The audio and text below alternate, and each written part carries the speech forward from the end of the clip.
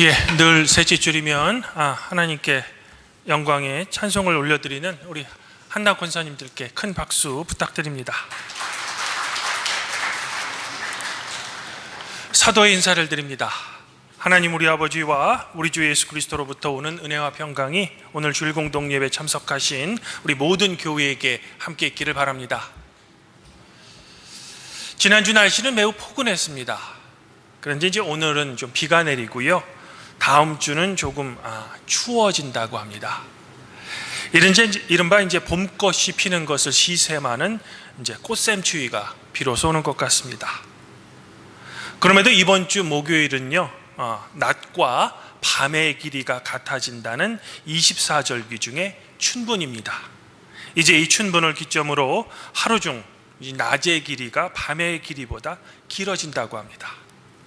바라기는 이렇게 봄이 옴을 한껏 느끼면서 겨울 동안 움츠렸던 성도 여러분들의 몸에 기지개를 좀 켜시기를 저는 먼저 소망해 봅니다.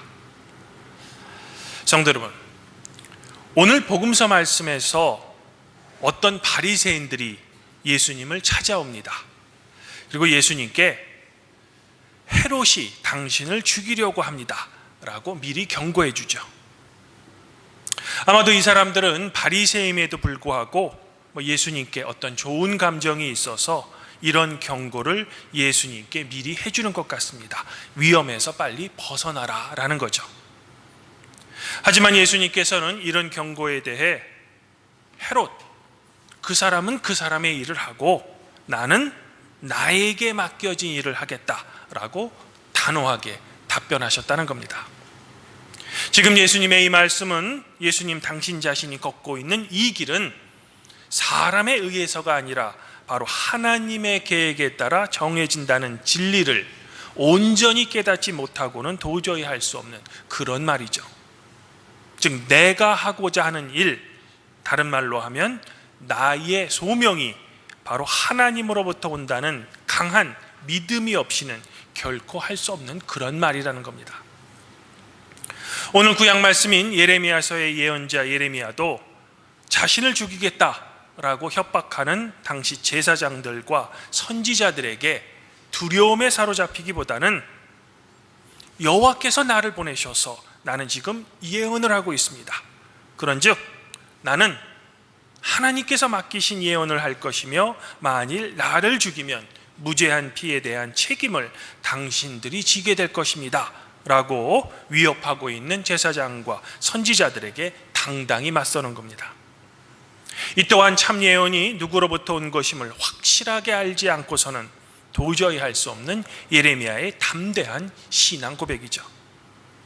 하긴 종교개혁자인 마틴 루터도 교황의 파문과 그리고 이에 따른 생명의 위협에도 불구하고 오직 하나님 말씀에 사로잡혀서 종교개혁이라는 위대한 사명을 완수했던 겁니다.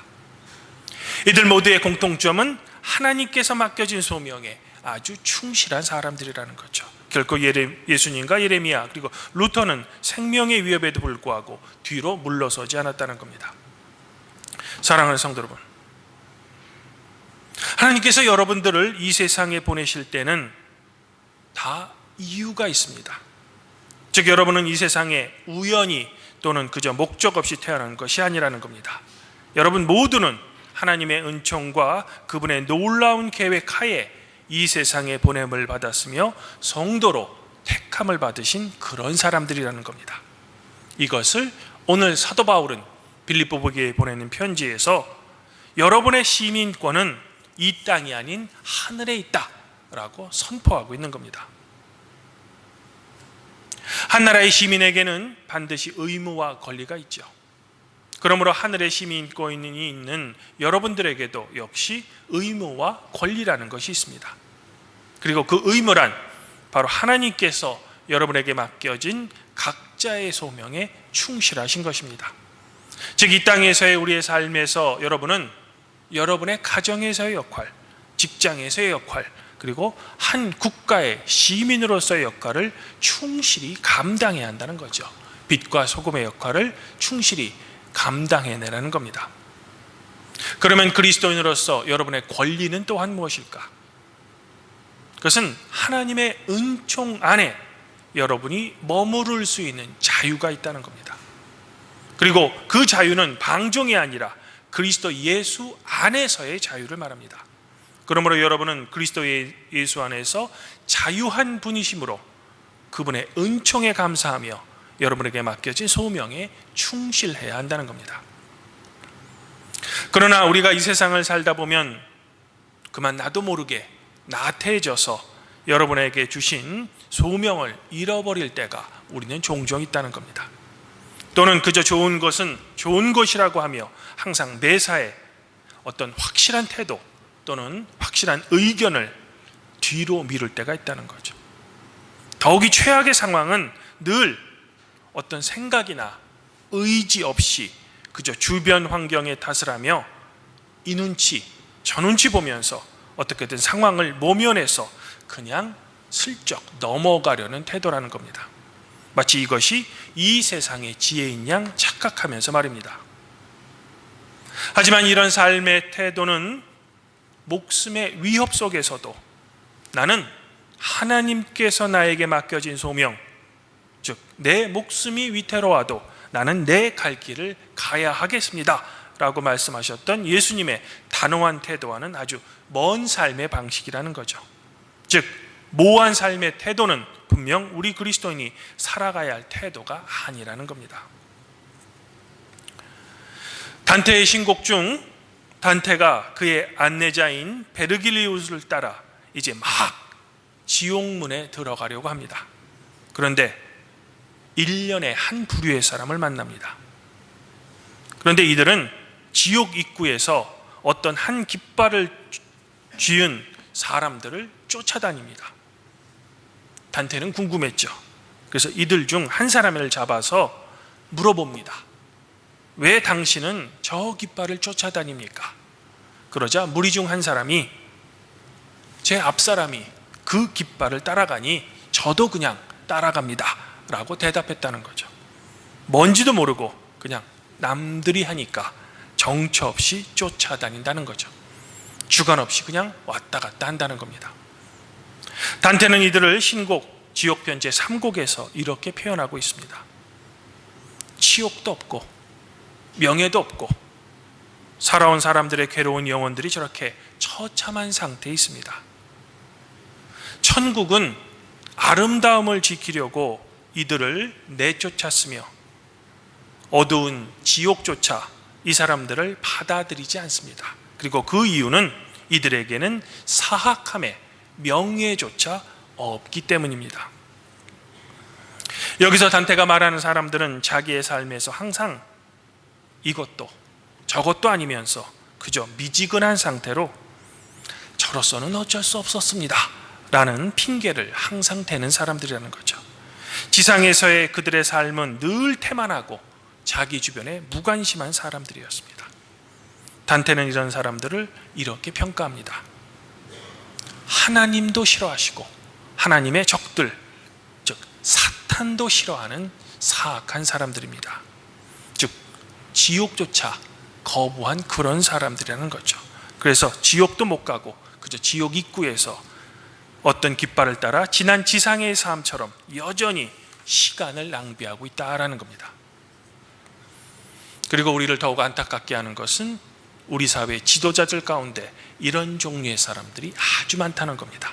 그리고 이들이 이렇게 하는 이유는 책임은 지고 싶지 않고 그저 자기의 높은 명예 자리만 유지하고 싶기 때문이라는 겁니다. 사도 바울은 이런 사람들을 오늘 빌립보 교회는 번지에서 십자가의 원수로 행하였다라고 지적하고 있는 겁니다. 사도 바울은 분명히 말합니다. 이들의 끝은 멸망이며 이들이 섬기는 신은 배이며 그 영광은 이들의 부끄러움에 있고 그저 땅의 일만을 생각하는 사람이다 라고 말입니다.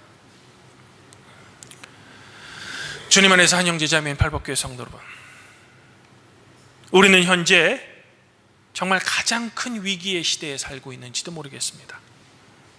더불어 여러분의 개인의 삶에도 여러 가지 견디기 힘들고 참기 힘든 삶의 문제가 여러분 앞에 서 있을 겁니다. 예를 들면 가정의 문제, 자녀의 문제, 직장 등의 문제 말입니다. 또한 도무지 나의 뜻대로 되는 일은 하나도 없어 보입니다. 더욱이 사방을 둘러보아도 온통 나를 혐오하고 나를 적대시하는 그런 사람들 뿐인 것 같습니다. 그러면 우리는 이런 절망과 위험의 시대에 그저 낙심하며 후회하며 시대의 조류에 따라 그냥 그럭저럭 살아가야만 할까? 아니면 죽음이 다가와도 나에게 주어진 그 현재의 시간에 충실하며 하나님의 은총이 우리와 함께 있기를 간절히 소망하며 이 참을 수 없을 정도의 힘든 어려움을 우리의 믿음으로 극복해내야만 할까? 내일 지구가 멸망한다고 해도 나는 한 그루의 사과나무를 심겠다라는 유명한 경구가 있죠. 보통은 스피노자가 한 말이라고 합니다. 그러나 어떤 사람들은 마르틴 루터가 한 말이라고도 하죠.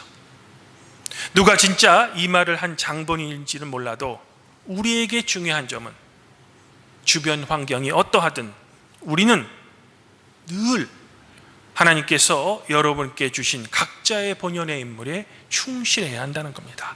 게을러서는 안 된다는 겁니다. 또한 이리저리 핑계를 대서도 안 된다는 겁니다. 심지어는 이 세상이 요동치고 내가 생각하는 대로 이 세상이 굴러가지 않더라도 말입니다.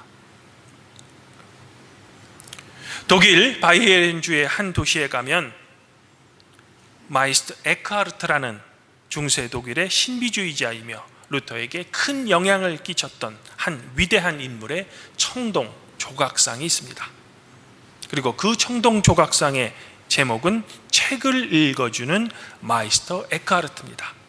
그 청동상에 책이 있는데 이 책에는 다음과 같은 말이 새겨져 있다고 합니다.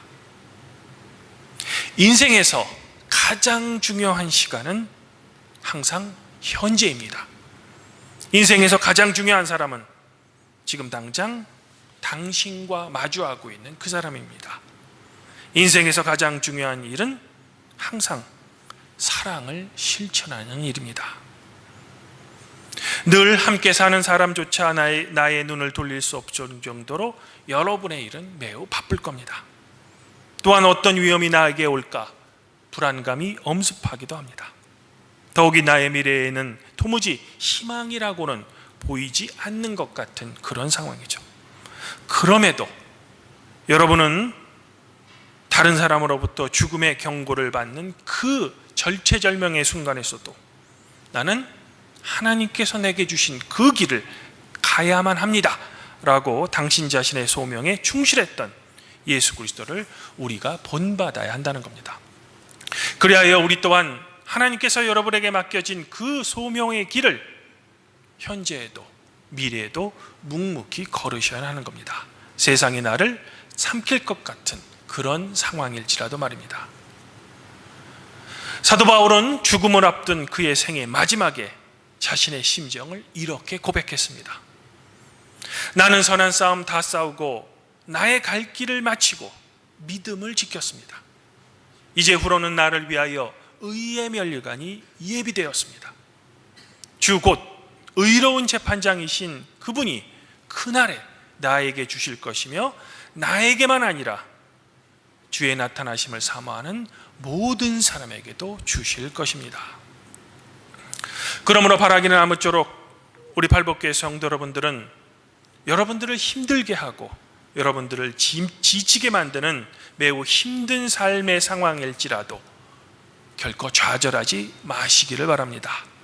오히려 생의 마지막까지 사도 바울을 본받아 여러분의 믿음을 지키시며 하나님께서 여러분에게 맡겨주신 그 사명을 바로 이 현재의 시간에 또 충실한 삶을 살아가는 성도 여러분들이 되시기를 저는 더불어 소망해 보고 싶습니다. 오늘 시편에서 시인은 여러분들을 항상 보호하시는 하나님을 이렇게 노래합니다. 내가 평안히 눕고 자기도 하리니 나를 안전하게 살게 하시는 분은 오직 여호와입니다. 우리가 우리의 삶의 태도를 주님을 본받을 때 여러분을 사랑하시는 성삼위 하나님께서 성도 여러분들 자신과 여러분의 가족 구성원 모두에게 그분의 놀라운 은총과 한없는 축복을 내려주시기를 성과 성령과 함께 여러분의 진정한 보호자이신 성자 우리 주 예수 그리스도 이름으로 간절히 축원드립니다. 그리하면 모든 지각에 뛰어나신 하나님의 평강이 그리스도 예수 안에서 성도 여러분들의 마음, 생각을 지키실 것입니다.